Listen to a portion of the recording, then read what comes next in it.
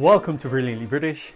My name is Lawrence and today I'm going to show you how to make this batch of Bourbon biscuits. So as I show you how to make them, sit back, relax with a cup of tea in hand, putting your feet up too, and enjoy this episode.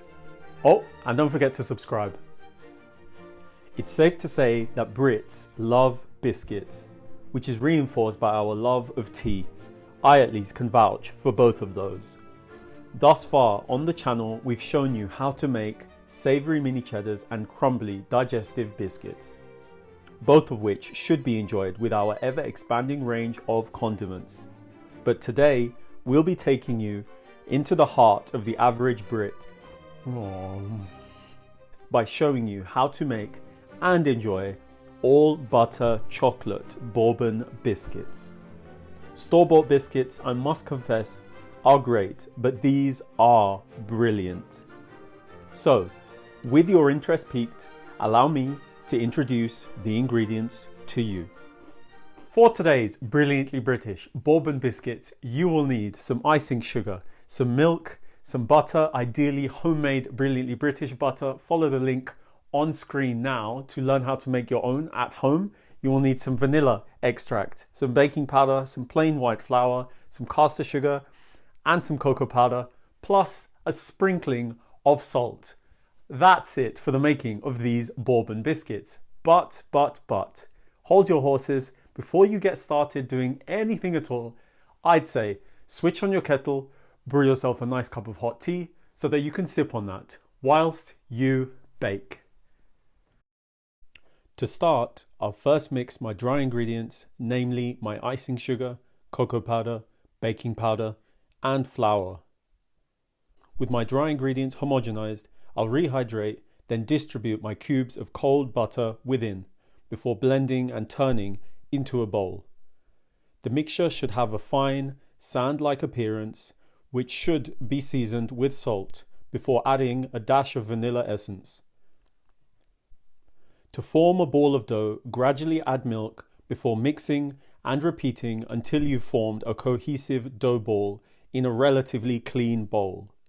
Now, a word of warning, the dough is extremely addictive, so trust me when I tell you that it's perfect.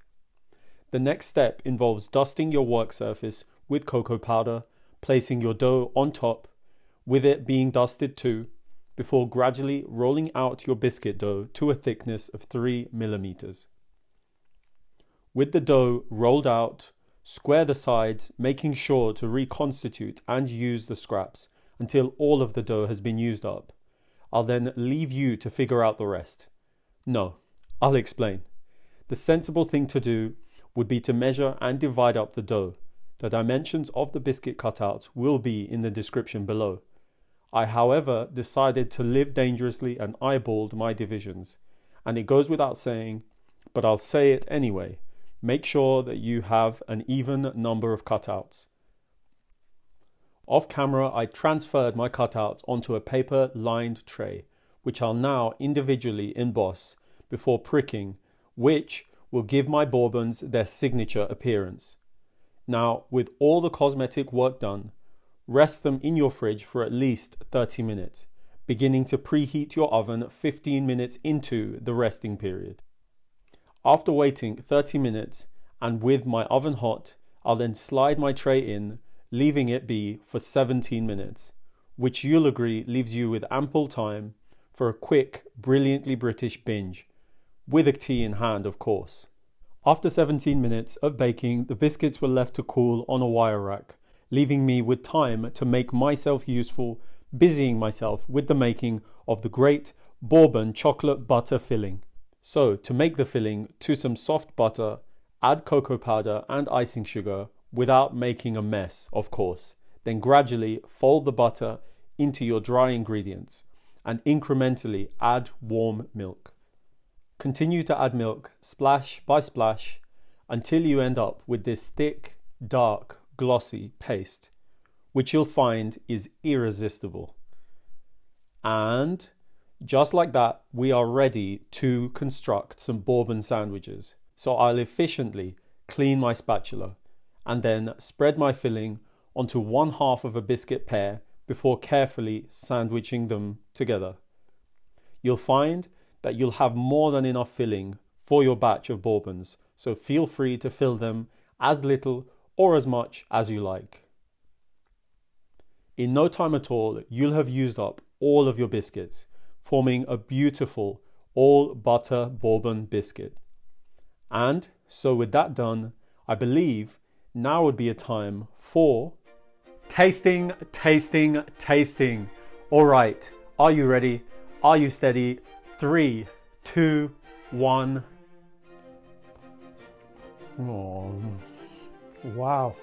Oh, wow. This brings back memories. Fond memories of my childhood. If you grew up in the UK, you know what bourbon biscuits can do to you. They are amazing. Amazing. With tea. They're just fantastic. Oh my god. Okay, the biscuits are amazing. They are beautiful. They have depth of flavor. They're not too sweet. You've got the quality of the cocoa coming through. The filling itself melts in your mouth. Any biscuit that starts off being a sandwich, it's already going to be amazing.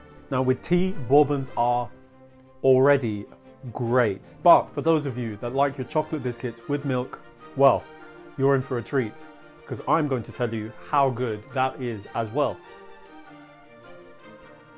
Oh, yeah. Warm milk, homemade bourbon biscuits.